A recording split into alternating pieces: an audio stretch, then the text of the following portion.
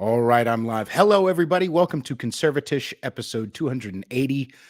My name is Peter Edgar Feliciano. Wherever you're listening, make sure you share, subscribe, rate, review, leave a comment, help the algorithm, help me overcome this horrendous shadow ban that I'm under.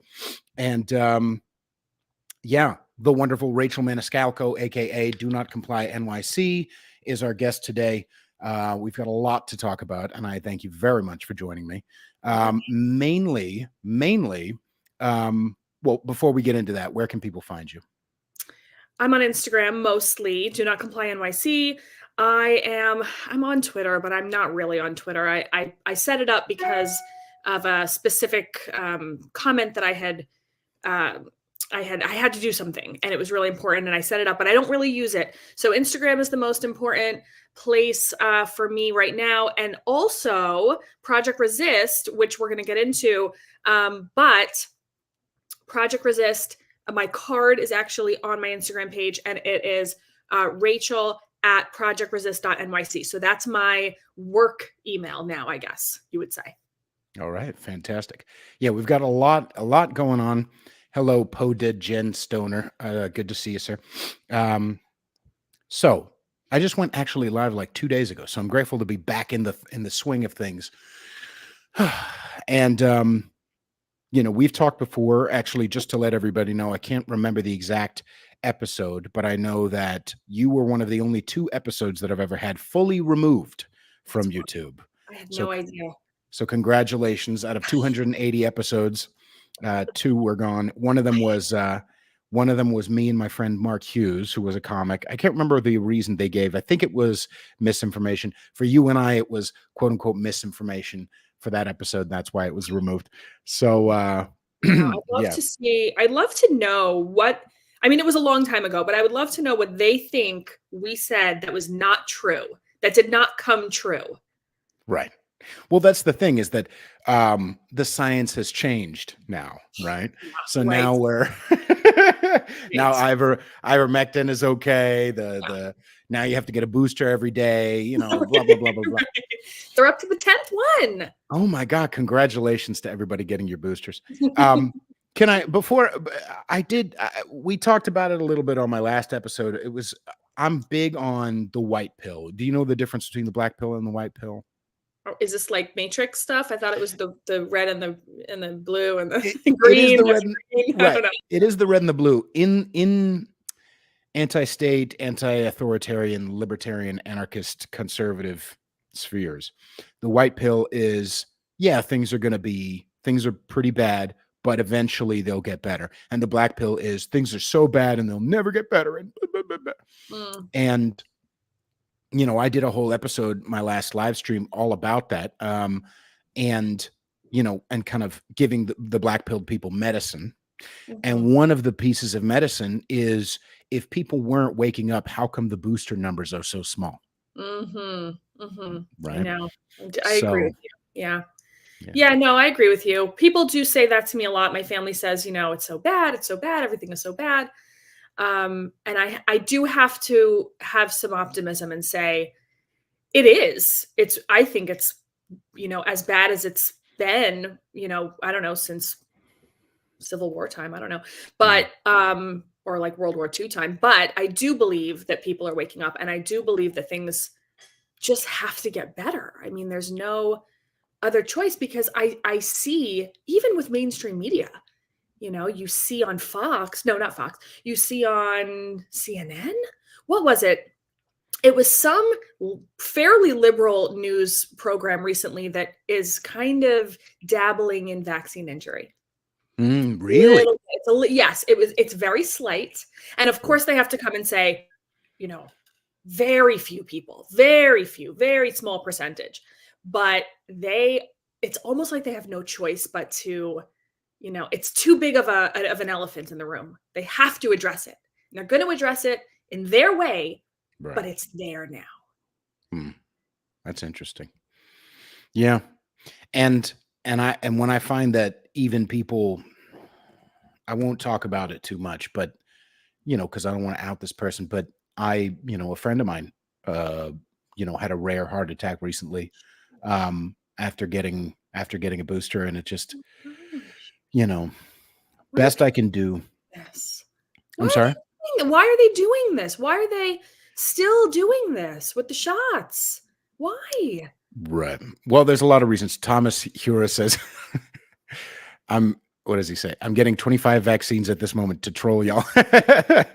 You're welcome. We'll pray for you. We'll pray. Yes, sir.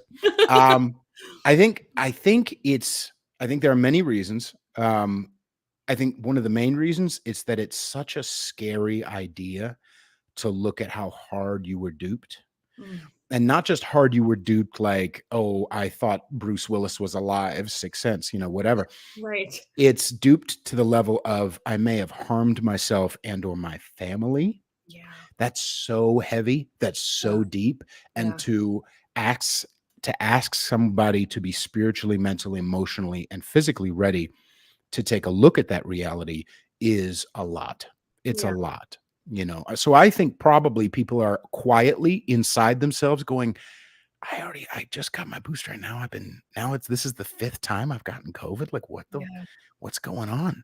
Right. But to say it out loud, especially not only that, and the heaviness of that regret and that fear about, oh my God, is my heart a ticking time bomb, fill in the blank, but also to be open about it. You and I know when we live, I used to live in New York City as well. And you still live in New York, and the unpopularity in our social circles, in our job circles, in our, political circles, whatever, of even just talking about it and the consequences, not just obviously the ones that you've faced, and we'll talk about them, but the social consequences. What does that mean about me? Am I going to lose? There's a friend of mine who's was a comedian in Australia who just talked about, hey, I think women need to be allowed to have their own private spaces, and was completely decimated, not even allowed to have a career in Australia.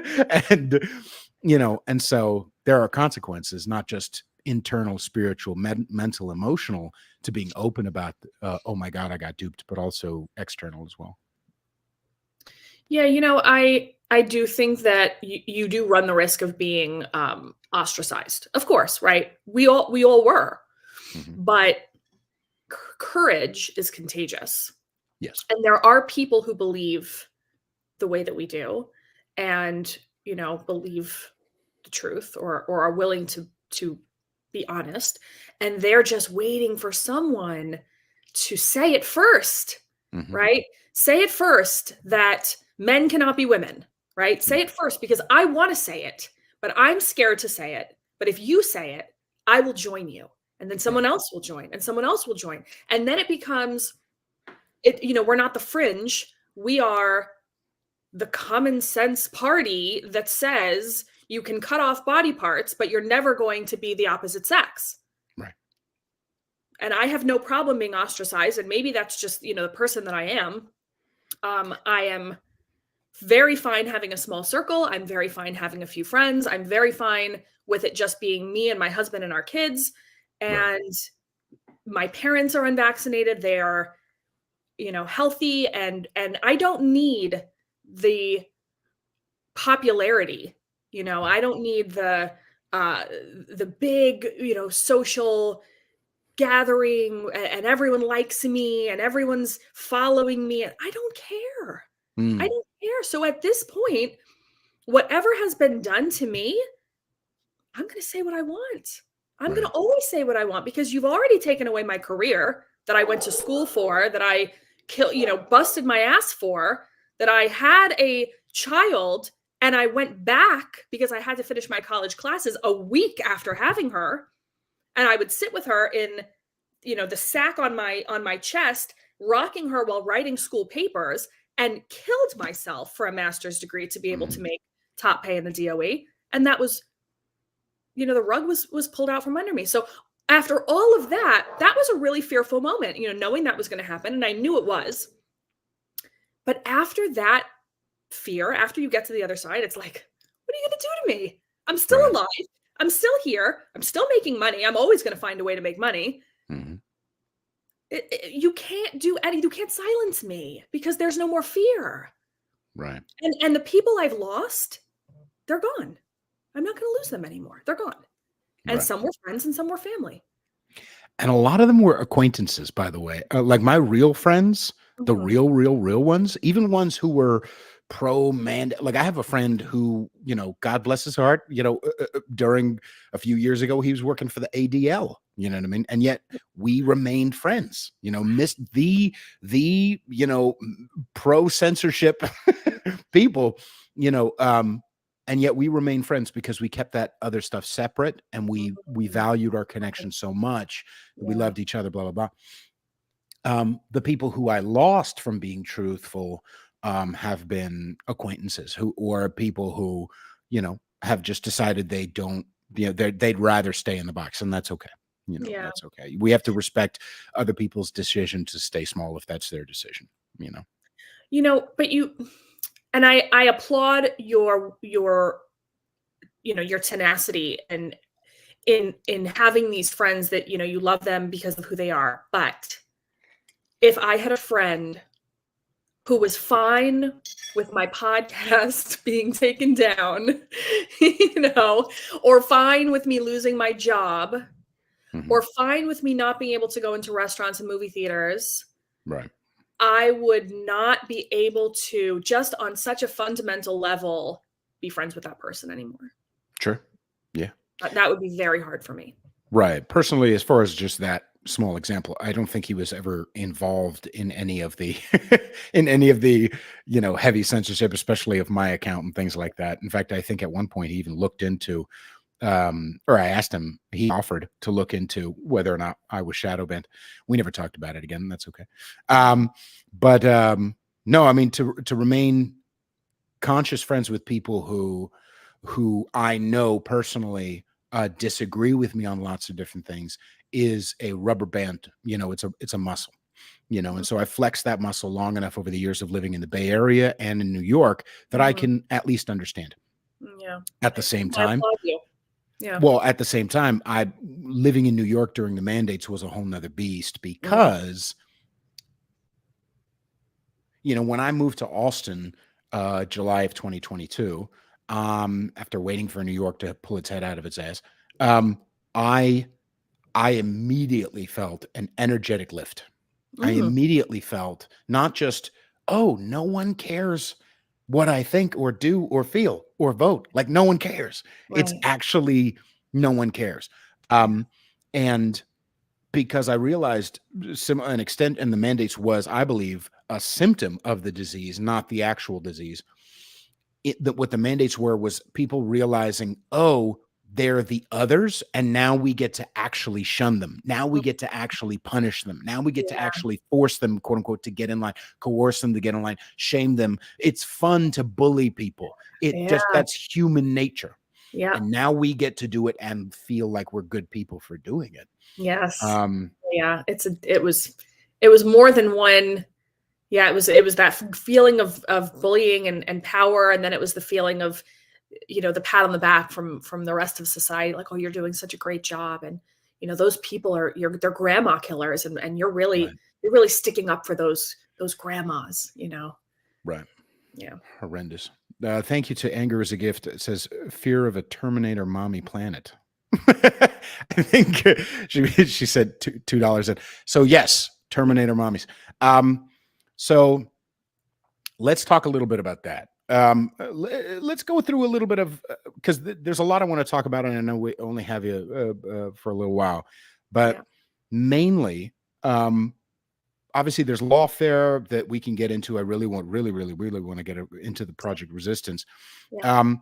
But just give people a little bit of a background into what you went through.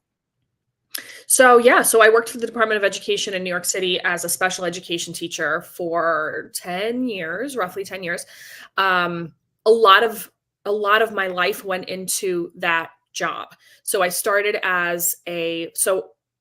let me backtrack a little bit. So I was 25 when I realized I was pregnant with my first daughter, unplanned. And I was just waitressing in Manhattan. I was just kind of like bopping around, not really, no real goals, no real, path. like living in Greenpoint. I had a roommate. I just, I was all over the place. And I knew, I found out about her.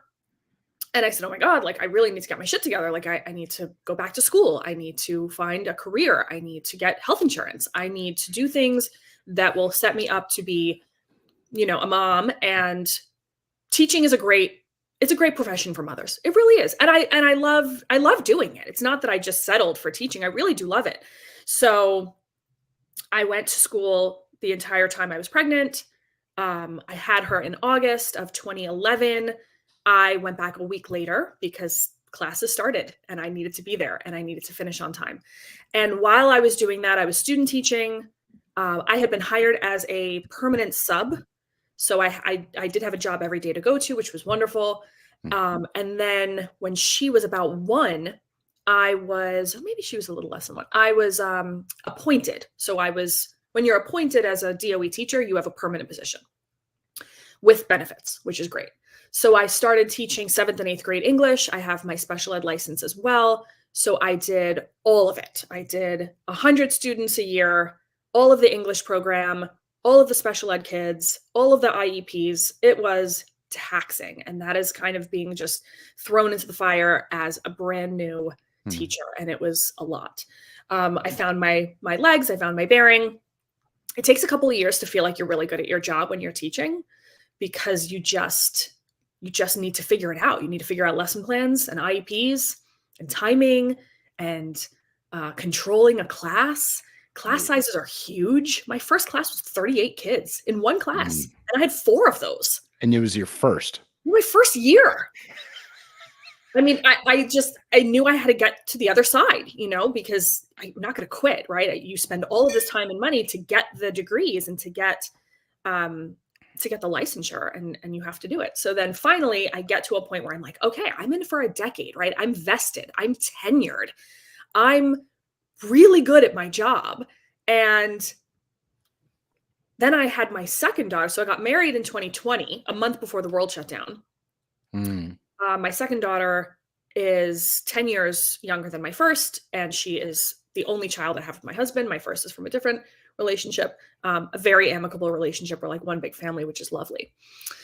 And we get married, the world shuts down. I'm working virtually. I'm teaching virtually on the computer. It's hell. These kids don't give a shit. They're shutting their cameras. They're not learning anything. Virtual learning, remote learning was the worst thing we could have done. These kids now, because I'm back to teaching now, but I'm doing it privately, which I'll tell you about. These kids are delayed by years. I have children in 3rd grade who do not read. They cannot write their names. They are delayed exponentially, and it is the fault of everyone in charge of that decision. So fast forward, we have our daughter. She's born June 1st, 2021. I had gotten a job closer to home working at an alternative high school. So I was one of the special education teachers in the high school. Alternative high school means they start anywhere from 16 years old and they can go up to 21 years old. So it's kids who have basically failed out of every school, and this is the last stop on the train. They want a diploma. They want to get their lives together. They want to get out. And the high school also had woodworking. It had like a beauty shop. It had great things for kids to actually do and get credits and be productive members of society. So I'm at this wonderful school. It's where I've wanted to be. I've wanted to teach high school my entire career, and vaccine. And I had this horrible feeling in the pit of my stomach. I called my sister. I said, they're going to force this on us. They're going to. I know it. And I know I'm going to say no. And lo and behold, August of 2021, right? De Blasio, nurses, teachers, everybody. And, it was a huge shock. I knew I wasn't going to do it. Right. So like, what choice did I have? And I knew that I was going to fight it. So I didn't even submit an exemption, because if I had submitted an exemption and it had been approved, I would have gone back to teaching. And would I have been able to fight this? Would I have been able to sue? I'm on my 4th lawsuit against the government. I'm not, Yay! there's no stopping. There's going to be a multitude of lawsuits, and we'll talk about that. But I said no, and I spoke out, and I had my 2-month-old daughter strapped to my chest, and I spoke in front of a few thousand people. Yep, and I was there. I have not stopped since. I've been on every news station that will have me. I have sued. I've lost, but I have a lawsuit now that's going to the Court of Appeals, and the Court of Appeals is the highest court in New York.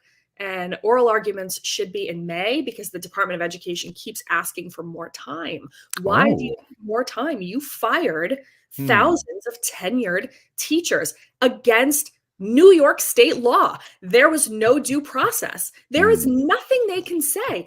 It does not matter if there's a pandemic. It does not matter if there's a state of emergency. You are not usurping the law because of a state of emergency. That is not how this goes.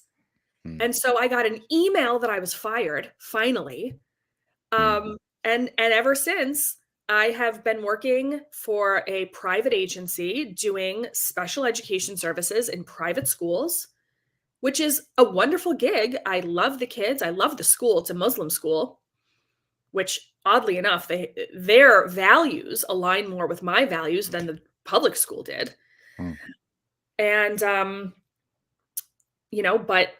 but I don't have health insurance, and I don't have a pension, and everything I do has to be on me. Everything is on me. And I don't want to go back to the DOE. I want my back pay though. I want what they owe me. I want my back pay. I want whatever they owe me in health insurance, and I want whatever they owe me in damages, and whatever I've paid out in my kids' health insurance. My kids' health insurance is $600 a month. Right. So that's basically where we are at now. And the lawsuits continue, and this is kind of where Project Resist comes in. Right. If that's the next thing you want to talk about, you let me know. No, I 100% do.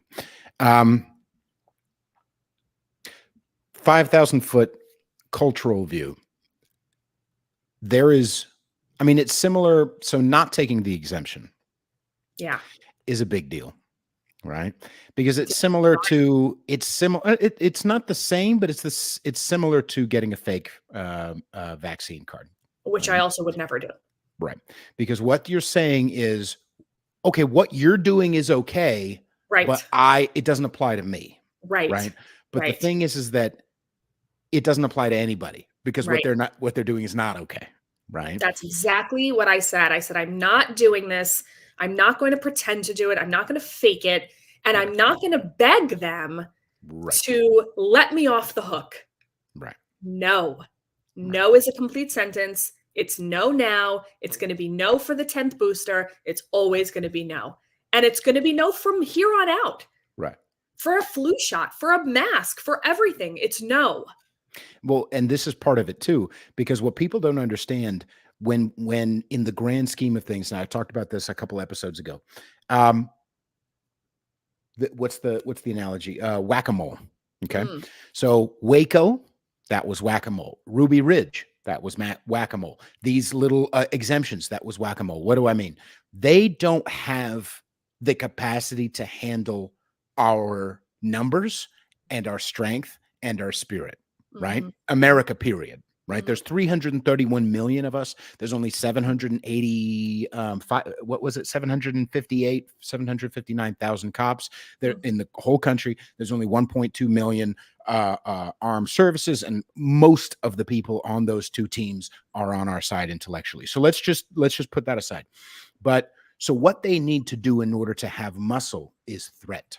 Okay. So when one mole pops up, they take out their biggest hammer and they say, look, other moles, look at how big our hammer is. And they go, bonk, and that one mole gets popped down.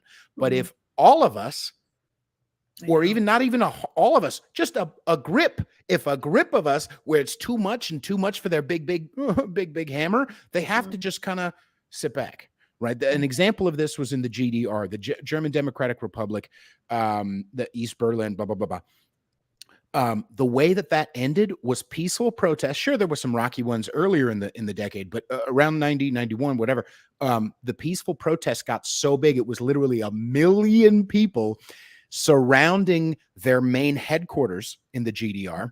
And part of their chant was, we're not going to get violent, but we're not going to play along with this anymore. Yeah. Oh, I wish. My friend and I were just talking about that today. So there was a march for the officer that was murdered, right. And we went to it. And we were walking, and I said, it's reminiscent of when we walked over the Brooklyn Bridge, and there was like, I don't know, 30, 40,000 people. It was a big deal, a lot of firefighters. And I said, if we had just sat down and said, we're not moving until this is over, it would have been over. But we walked across and we walked back, and everyone got the shot and went back to work. So I hope that has, and well, there's a lot to talk about, so I don't want to go too far into this tangent, but I hope people understand that this is not a black pill message, what I'm saying. Let's look at the direness of the situation, but let's understand, like we started at the top of this conversation, look at how many people are not getting a booster. A lot of people are waking up at huge, ever-increasing numbers, partially lots of different things. The intellectual side, RFK Jr., Trump, whether it be Biden's doing such a horrible job, whatever reason you want to give, and the mandates were a big part of that. A lot of people are like, okay, I'm not going to play the game anymore. And so what's the main lessons we need to learn as we go forward? Number one, I always go to is no more saviors. Okay. Whether it be Donald Trump or RFK or who, I don't care.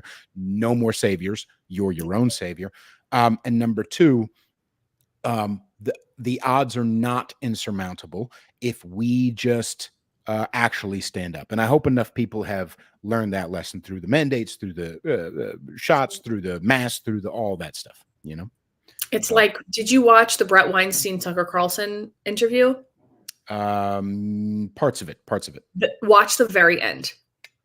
He says, at some point David had to pick up a stone against Goliath, right? Like that's the Goliath.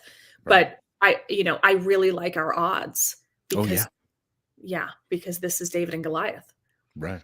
So yeah, it's going to be, I think it's coming around in our favor. And just the fact that, first of all, just the fact that the Court of Appeals even took the case. They take 5% of cases that they are. Oh, really?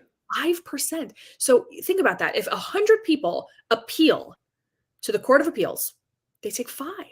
And they took mine.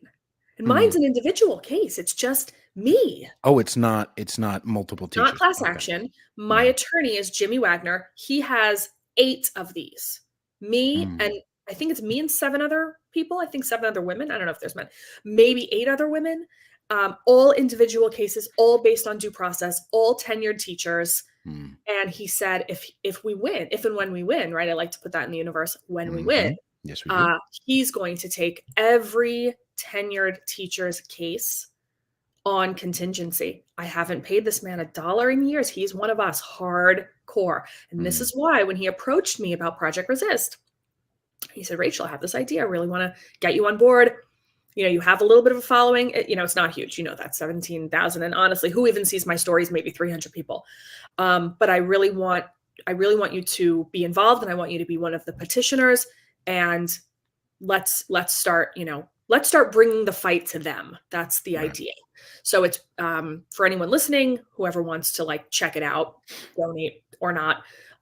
It is a nonprofit, so everything is tax deductible. It is projectresist.nyc. So what is Project Resist? It is a nonpartisan, okay? It's not Republican, it's not Democrat, it's nothing. It's not political in that way, but it is holding politicians and elected bureaucrats accountable for the decisions they've made. So Eric Adams, we're going to sue. And he's going to have to sit down and he's going to have to answer questions about documents that FOIL requests have brought forth. My attorney has really incriminating documents. And some of them point to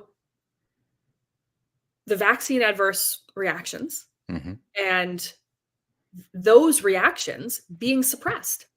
So you knew that people were getting myocarditis and pericarditis and heart attacks and strokes and reproductive issues. You knew all of this. And you foisted these shots upon your employees with the narrative, the false narrative that this was safe and effective. And you said to everyone, don't worry, get it. Nothing will happen to you. You get to keep your job. And then you came out with an email that encouraged, not mandated, I wish they would have, encouraged boosters. But you had these documents and you were having these conversations behind closed doors. And you were telling each other, oh, yeah, we know, but shh, don't tell, right? Wow. We have these numbers, but we're not going to talk about it because it's such a small percentage of people. Yes, you're a liar. The devil is a liar. And let me tell you something else. He also knew that he was using the wrong religious exemption standard. So he was telling all of these people, well, we can't give you a religious exemption because we can't put you anywhere, right? You are a burden on the system. And it was the wrong standard. Because what do you mean the wrong standard? So you mean wrong morally or legally? No, it's the wrong legal standard. Okay. So in order to have a religious exemption, it does not need to be a letter from the clergy, signed by the Pope. It's not someone at the synagogue. It doesn't need to be any of that. Okay. It needs to be your personal, firmly held beliefs. It doesn't even need to be religious, because there is what is called a creed. And if it is your creed, okay, this is the religious exemptions for people who don't believe in God, right? So for those people, well, what about them? What about their religious exemptions? Well, they don't need one. They just need a creed. And that creed in New York City especially has always been my body, my choice, right? Why not this time? Why not? Because there was too much money to be made. And the UFT and all of these pieces of shit, complete and total shit, invested, made billions, and walked away unscathed. And I would bet one of my limbs that they did not actually get shots. Right. Now, so let's specifically dig into this a little bit more. I mean, this is obviously a very popular topic amongst. So in my thing, like I love how we're all kind of, what's the analogy I always go to? Patrice used to talk about it. Super Friends. Remember the Super Friends cartoon? Like you wouldn't ask Aquaman to scale tall buildings in a single bound, and you wouldn't ask Superman to talk to dolphins, right? We all have our strengths. Yes. Mine, I have my music and I have my podcast, but my memes are wild, right? I'm saying some crazy shit, right? And I like it that way, and I'm careful, but it's guns blazing. But one of the things I caution my followers to understand is that sometimes, and I think, did you see James Lindsay on Rogan last week or 2 weeks ago when he was talking about the cloud pivot strategy? And how about what was like the infrastructure, getting rid of yes. I didn't see the podcast episode, but I'm familiar with it. Yeah, the goal is destabilization so that we reach for the stabilizing hand of the state. Yes, right? Yes. Because that totally worked out really well in COVID, and at the border, and the drug war, and anyway, the Federal Reserve. So my thing is, okay, I'm pointing to that, but too often, part of I think what the destabilizing move that they want is for someone to do an actual January 6th, or at least to pump fake like they're going to, right? Similar to like January 6th, where it was feds, as we know now, mostly. But get people whipped up so that they feel destable. And so that, because a lot of my comments, not a ton, but some of my comments will sometimes be like, well, when are we going to do something? And I know what they mean when they say do something, right? And I'm like, hey, pump the brakes. Number one, you sound like a fed. And number two, there are a lot of arrows in our quiver. There are a lot of options before us, right? It's not just, we need to, like if we were still playing within the games, within the institutions that no longer serve us, like if we were trying to, we need to make America great again, i.e. let's make believe it's 1950. Okay, maybe, right. But we're realizing, one of the things that we realized, I think, on a grand scheme is, okay, these institutions are rotten. They can't be saved. Let's let go of them to the point that, it's still, let's stop. Right. So one of the arrows in our quiver, besides, I always point to micro is macro. Are you filtering your water, ladies and gentlemen? Are you learning how to grow any, are you armed? Are you this? Like, are you, let's go through the list of self-sovereignty muscle moves. But one of them is lawfare. And it gets overlooked so much because people don't understand it. And the lizards like that. But people don't understand it, and it seems daunting, and it seems like, well, that's for lawyers, and that's for this, and that's for that.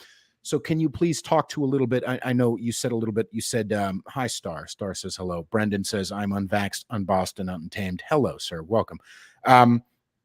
There's a lot of arrows in our quiver. So what was the process towards Project Resist? What did it look like? I know you said Jim reached out to you. Yeah. I mean, Jimmy is my attorney, right? So he's been my, I've had a few attorneys and all of them, I'm going to, give credit where credit is due. All of them have been wonderful. I had Lou Gellermino and Mark Fonte, wonderful patriots, always in our corner. They brought our first lawsuit. They did a federal lawsuit and it just didn't go anywhere. It was very early on in COVID. They thought they had strong arguments. In history, there was only one vaccine mandate. And it was like polio. It was like a million years ago. I think it was in the 1930s or maybe the 1800s. I don't know. Spanish flu, maybe? Spanish flu? Something like it wasn't mandated. Something was, I got to look into it. Something was mandated a very, very long time ago. And there was like a farmer and he was like, nope, I'm not into it. And they fined him and it was like $30. And when my husband and I first talked about this, he was like, okay, that's the only precedent. If they fine us, we will pay the fine and we will move on. That is not what ended up happening. My attorneys worked their asses off. They had 900 people in a class action, and it ended up that they appealed and it went in front of Sotomayor, and she said no, and it didn't go to SCOTUS. So that was dead in the water, and that was in April of 2022. Moving on to the next lawsuit, Austin Graff was our attorney. He also brought a federal lawsuit for due process. It got as far as it could, and the judges basically said this is not a federal issue. This is a state issue. So now Austin is going to try a new lawsuit, kind of similarly, but with the state, but also against the UFT. And I decided that I just have too much going on right now, and I'm not going to be a part of that because I already have a state due process lawsuit. So Jimmy, just real quick, Star says it's smallpox and Marbury versus Madison. Yes. I knew it was something. Thank you, Star. Thank you. So, Jimmy, I met him at Bill Pepitone's, what we had hoped would be his victory party. I loved Bill. Bill was running for mayor and lost. And I met him at the party, at the after party. And he said, I know who you are, and I want to represent you, and let's do this due process lawsuit. And I was like, yeah, let's do it. Let's do every lawsuit, right? I was like gung-ho for lawsuits. And we brought it to the state. We lost. We appealed. We lost. He's like, let's bring it to the Court of Appeals, right? That's the highest court. For them to accept it has been hugely important, because either one of two things can happen here. They either are looking at the paperwork and saying, wait a minute, you were a tenured teacher. The UFT had no right to bypass your due process and give it away. And you were terminated with no formal charge and no day in court, right? And that is against New York state law. And that law has been on the books forever. And always, people who have been terminated have always had a formal charge and a day in court. Even going back to the time when teachers were not allowed to be pregnant. I don't know if you know about this. There was a time when it was considered obscene for female teachers to be pregnant. So if they got married and then they got pregnant, they could not teach anymore because you're showing the kids that you've engaged in that activity. Okay, whatever. Right. Nuts. They fired a teacher. They fired a pregnant teacher because she was teaching. Kind of. And this was a very, very long time ago. And she won in court because she was tenured and she should not have been fired, right? Because no formal charge, no day in court. Sure. So that is what we are doing with my individual lawsuit. And then when Jimmy said to me, we need to do this, we need to go beyond this. We need to go beyond just the teachers, just the due process. And we really need to hold people accountable. And we really need to make them sit down and answer for their decisions. And so it's called a summary inquiry. It is interesting in so much as that it needs to be brought by plaintiffs or petitioners, rather, who are New York City citizens and residents and taxpayers. Taxpayers is the key. I've been a taxpayer since I'm 15. Well, of course, yeah. Question: this is New York City, not federal, not it's state. Not. It's New York City. So it's going to be, and it doesn't just have to be the politicians. It doesn't just have to be the mayor. It can also be people who work for the city. So I think this became a much bigger thing. This has kind of always been ingrained in the New York City, New York State Constitution, but it really became a popular thing after Eric Gardner died. Okay, I think I remember that. He was the guy. He was like selling cigarettes, and they like. But that wasn't in New York City. Brutality. Was it? I think. Oh, maybe it was. Okay, yeah, never mind. The Lucy. He was selling a Lucy cigarette. Yeah, and then it was like a police brutality case and whatever. But what happened after that was that those people in charge at the time had to sit down under a summary inquiry, and they are sued to sit and answer for their actions. And then their responses are on record, they're under oath, and then you can kind of build on that. So let's say we are suing, and we have a lot of petitioners. I did a video about it. I think it had like 10,000 views. We had enough petitioners by the next day.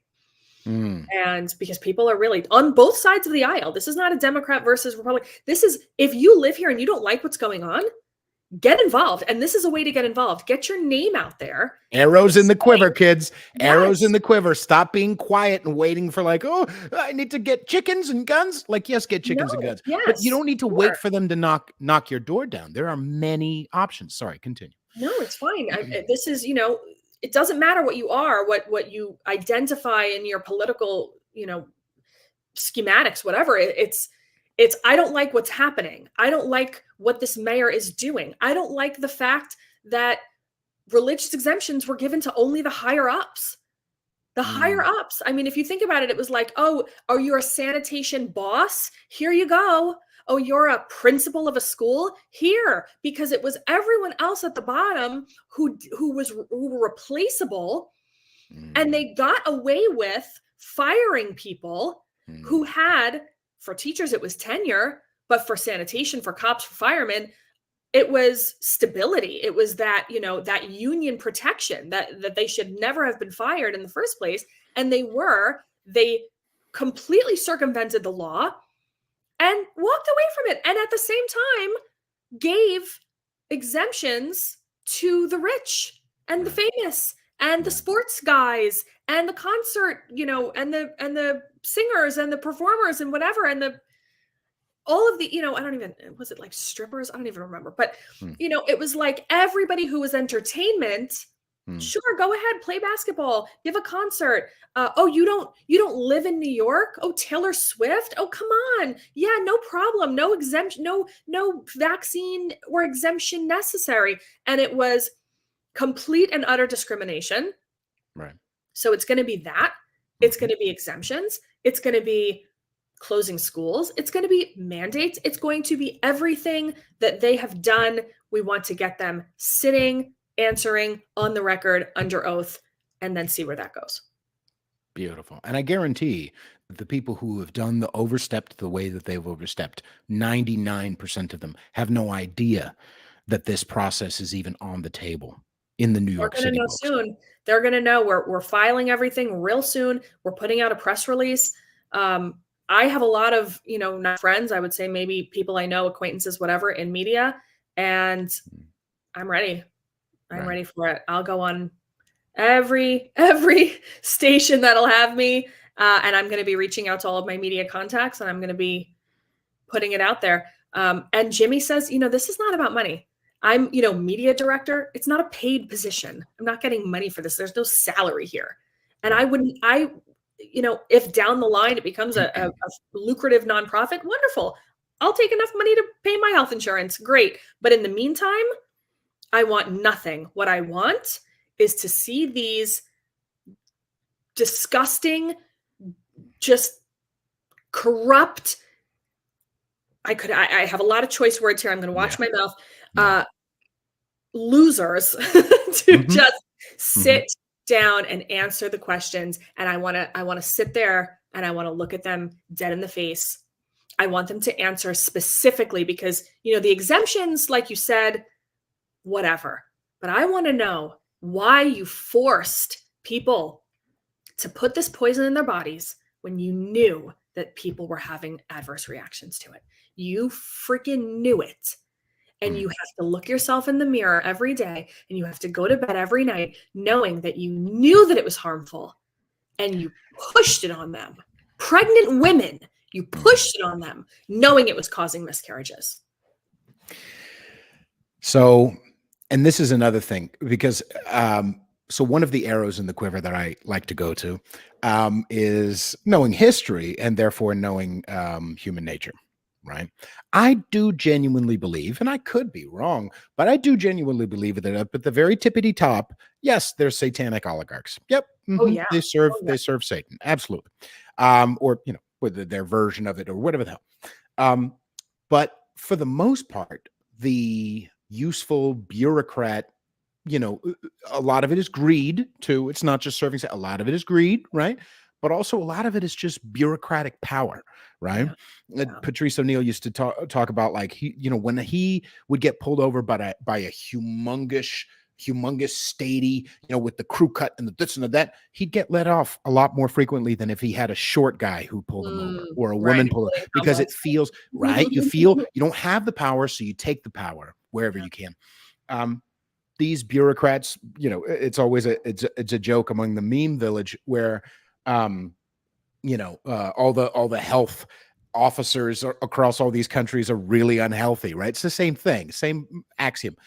The people who implemented this, especially the administrators, a lot of the district politicians, whatever, they're greedy, right? They're power hungry, but they're not evil, right? They're not soulless. They now have had to deal with, just like you said, looking themselves in the mirror for the last 2 years, trying to sleep for the last 2 years. Why do you think drugs has been on the rise, boys and girls? It's because it's really difficult to stay present in the moment, realizing that having this giant this giant rock of guilt and shame in your belly, right? Hopefully, and a lot of people have, not enough, but enough people in the sphere. Who's that guy, that cartoonist, came out and said he was wrong. There's been some apologies, but for the most part, there hasn't, because there hasn't been transparency. Right. At the end of the GDR, let's go to that. At the end of the GDR, what the main thing that the GDR was really big on was surveillance. Okay. They had state, people, they had evil mother, whatever. They had prisons that would send you to the gulag, whatever. But for the most part, it was surveillance. And if you didn't want to be surveilled, you surveilled on someone else, to the point where I think the statistic was 1 in 50. 1 in 50 at one. Oh, no. I think it was 1 in 25. Sorry. Anyway, a crazy amount of people were spying for the state. Right? It's a witch hunt. It was a witch hunt. But when the GDR collapsed, there were all these documents in there, and they tried to set them on fire. Right.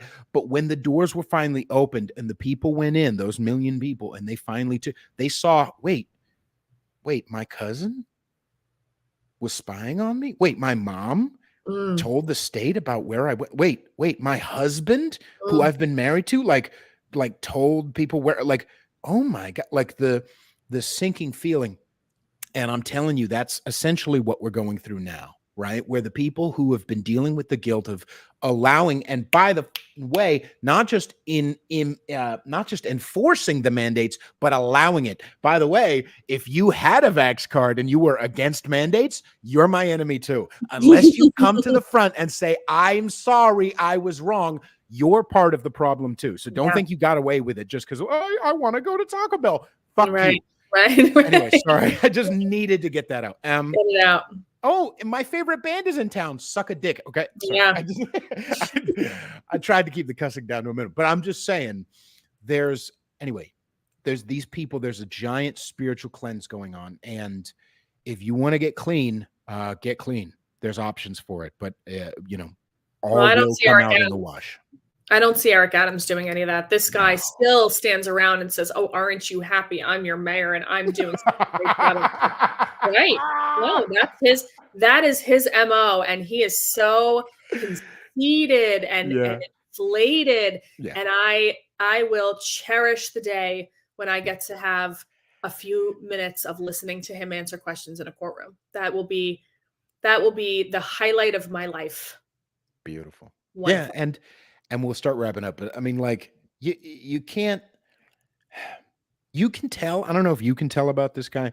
He can't take it, right? He wasn't meant for public office. He's doing it because he's greedy and probably malevolent. And he was propped up there because he's black and a cop. So they tried to prop him up to make both conservatives and Republican liberals happy. He's making neither happy from day one. But they tried to prop him up and he felt, but he can't take the heat because as soon as he gets in, remember that woman, that Holocaust survivor at a press conference was giving him problems about something. I can't remember what it was. And he said it was plantation. Yeah, he said, talk to me like I'm on a plantation or I don't know. Something. Yeah. He accused her of racism and this woman survived the Holocaust.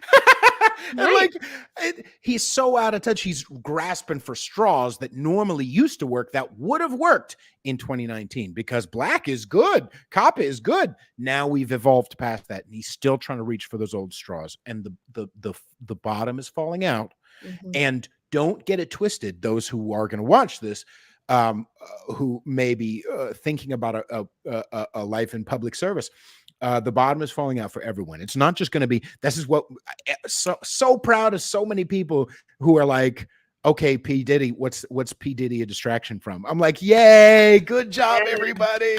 Yes, because they still haven't arrested anybody who's on the Epstein list. I know it. But Ghislaine is in prison for selling people to somebody, but to nobody, right? So anyway, let's start wrapping up. But when is, you said May is when? So oral arguments should now be, they were supposed to be last November. Pushed back. Now we're looking maybe hopefully at May. But in the meantime, Project Resist will continue and we're bringing, I think he wants to bring about 10 lawsuits a year, which is going to be amazing. He's doing it pro bono. He's funding the whole thing himself. I think so far we've gotten, I don't know, $100 in donations. It's not about the money. It is about the accountability. And I did want to say another arrow, and you're right about this, another arrow in the quiver is homeschool. It's homeschool. We need to get as far away from these indoctrination camps as we can. I went to public school my entire life. I worked in public school my entire career. I am no longer in a public school. And I will tell you, had I not been fired, I would not now be able to go along with the agenda. There's no way. There's no way I'm sitting through, this color of person is bad and this color of person is perfectly fine. It doesn't matter what color. None of it is okay. And I would definitely not be able to do the gender ideology 100%. So, you know what? It all worked out for the best. And that said, I'm not on Facebook. There are a lot of homeschool groups on Facebook because homeschooling, I think the HGL,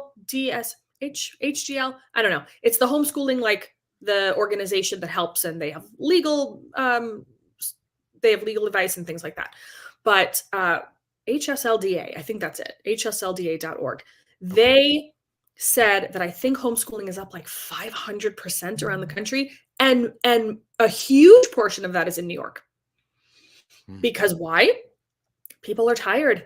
They're tired of sending their kids to these places that the kids aren't reading. They're not learning math. Right. Reading is so far down into the gutter. The reading scores are atrocious, but yet they're learning how, well, girls can be boys and boys can be girls. And, we have to read these books and everything is really inappropriate. No, that's not why we're here. Right. So it's not my homeschool co-op. I want to make that clear, but I live in Staten Island and I am working with a woman, wonderful, wonderful woman. And she has had this homeschool co-op going for about 4 years. Wow. These kids are doing great. They're doing big things. We're expanding. I actually went to meet her to enroll my little daughter, who's going to be starting in September. And she said, we got to talking. She knew who I was. And I said, listen, if it's okay with you, if you're ready to expand, if you want more families, let me help with that. This is a passion of mine. I'm not getting, again, it's not a paid position. This is not me working for her. I'm not working for the homeschool co-op. I'm not teaching. I am using the platform that God gave me, and I am helping expand because I know the need, and people know to reach out to me when they have that, aha moment. Like, I don't want my kids here anymore. What do I do? Right. Well, Rachel will know, or Rachel will guide me in the right direction. And I've been able to do that. There's something in Queens. There's something in Brooklyn. There's something in Staten Island. There's, I think, two or three maybe things in Staten Island. There's things in Manhattan. There's places that families can go. And for me, it's multifaceted because, number one, I'm not vaccinating my little girl. She has not had one shot and she's not going to have any. And the second thing is she's not going to a place where she's going to be learning all kinds of bullshit that's not the truth. And It's not the truth. And that is what the point is. It is not the truth. Right. She's not going to be raised with this, idea of like permissiveness. She will be raised with the truth. Right. And unfortunately, when I was younger, I didn't do the research that I do now. My older daughter, she followed the CDC schedule, and thank God she's healthy. I thank God for that every day. But the little one is a beast, and she was running at 9 months old, and she's never sick and no ear infections and no bullshit. And she's awesome. I've heard that from multiple. Do you know Jamie Arrigo? I don't.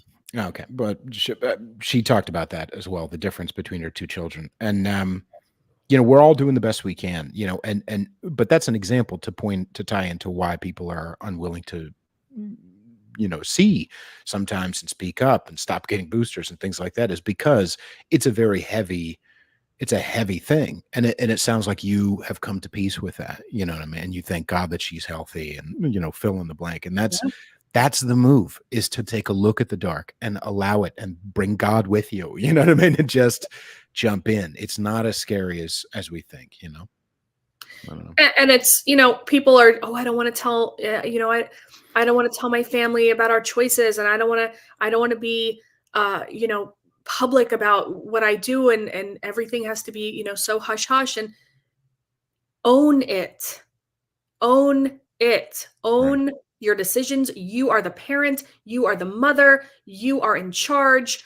The government is not in charge. Your in-laws are not in charge. Your own family is not in charge. And if they're open to listening to information, here it is. Arm yourself with information. I had to fight the hospital tooth and nail to make sure she didn't get the vitamin K and Hep B. And I fought the head of, 8 months pregnant on the phone, notes in front of me, fighting with the head of pediatrics at Rumsey Hospital out here. I think his name is Brian McMahon. Okay. Fighting with him on the phone, schooling him, things he didn't even know, how much aluminum is in this shit. Right. And at the end of the conversation, he said, you know what? We have to agree to disagree, but you're a very informed mother, and I'm going to sign off on this. And I said, you don't need to sign off on shit. I said, no, it's not up to you to sign off. And I will take my business elsewhere, because hospitals are a business, and I'll take my business elsewhere if this is going to be the way I'm treated. Right. And that was the end of the conversation. Right. I'll allow it. I don't give a fuck if you allow it. Yeah, exactly. I didn't ask you. Do you follow Emily Stanwyck online? She's been on my show before. She's a home birth mother and doula and badass. And she talks about literally multiple times, even in Texas, where hospitals will threaten to call CPS, right? And she's like, call them, and they don't. Yeah. Right. Well, now, New York, spoke maybe. To a social worker. I spoke to the head nurse, the head of pediatrics, and the head social worker before I even decided to have my daughter at that hospital. And I said, she will not be getting anything. What is the protocol? What are you going to try to do to me? Because I'll go to Jersey. I will wait until I'm in labor and I will drive myself to New Jersey. And she said, no, we don't do that. And I said, okay, good. Because you're going to lose money. You're going to lose a lot of money. Right. So. Anyway, ladies and gentlemen, you are imbued by God or your higher power, whatever you want to call it, with power. You are enough exactly as you are, exactly like she just said. The government is not in charge. Your family is not in charge. You are enough exactly as you are. And that's the biggest threat, because what flowers from that is sovereignty. What flowers for that is standing up for yourself. Bullies don't take a punch. Once you take and could be intellectual or lawfare punch. I'm not saying physical necessarily, but I'm saying bullies, once you punch a bully and you step back from, or, stand up to a bully, they'll move on to another mark. Okay. So stop being afraid of the big bad government wolf. They're actually pretty inept and pretty malevolent and not very good at what they do. So just, look at the other quivers or arrows in the quiver. That's all I'm saying. Wonderful conversation. Thank you so much, Rachel Maniscalco. One more time, everybody go to projectresist.nyc, projectresist.nyc. And then is there any information? I know it's not your homeschool co-op, but where can people look for their own? Is there maybe a network on our website? So I would recommend that people reach out to me directly. So DM me if you are in Staten Island or Bay Ridge, Brooklyn, right? Because that's pretty close, or interested, or in Queens. I can connect you with another one. Do Not Comply NYC is my Instagram. You are welcome to get in touch with me and I will put you in touch. It's honestly, everything is legal. We have a legal right to homeschool our children, and there is protocol. There are certain classes, certain hours, certain days. There are rules. Everyone is following the rules, but it's still relatively underground because people just don't want government involvement. So I say to people, contact me directly. We'll talk on the phone. And then we do meet and greets every kind of couple of months. There's going to be another one in April. And then people can come to that if they're really interested. Awesome. So DM Do Not Comply NYC on Instagram, or Do Not Comply NYC1 on That's on Twitter. You can message me on Twitter. I do read them. I do get them. Dr. Simone Gold, that's who I open my Twitter for. Dr. Simone Gold had me on her podcast about, I don't know, a few months ago or so, and had found my city council speech and had reposted it. And it kind of, I mean, I don't know if it's viral, right? But it was like 500,000 views, which was really cool. And then I was on her podcast, and that's the whole reason I even opened an X account or whatever. But I do use it. And I repost here and there, but it's certainly not as important to me as my Instagram. And funnily enough, I was never shut down on Instagram. I know so many pages were, and I wasn't. So weird. And even recently, I've gotten a lot of slaps on the wrist, but we're gonna put a notice on this, and don't do that again. And I'm like, okay, I'm gonna do it again, but again, right? Listen, where I first met you was actually, and you've done it multiple times, but during the New York Freedom Rally in New York City, you're holding a microphone in front of thousands of people, railing against the government, and you've got a baby in a carrier on your chest with little headphones on. Yeah. It's that She's gonna be 3. Can you believe it? She was 2 months old when all of that was going on. She's gonna be 3 years old. Very cute. And there's just pictures of her. The Epoch Times or Epic Times, they have a few articles with her. And when she's older, she's gonna see you know, how she was like the original freedom baby. That was her little tag, freedom baby. Awesome. Yeah, 3 years old. All right, everybody, go to Do Not Comply NYC on Instagram, and also go to projectresist.nyc on the interwebs. Thank you so much, Rachel Maniscalco, for joining me. Amazing conversation, as always. Hopefully they don't take this one down too. Let's sue them if they do. You want to sue them? Yes, I do. Sue although y'all should be watching this on Rumble anyway, so you know, whatever. But I'll go ahead and end the stream. Thank you so much, Rachel. Have a wonderful day. Yes, thank you. You too. Thanks, Bye, guys. everybody. Happy to be here. Bye.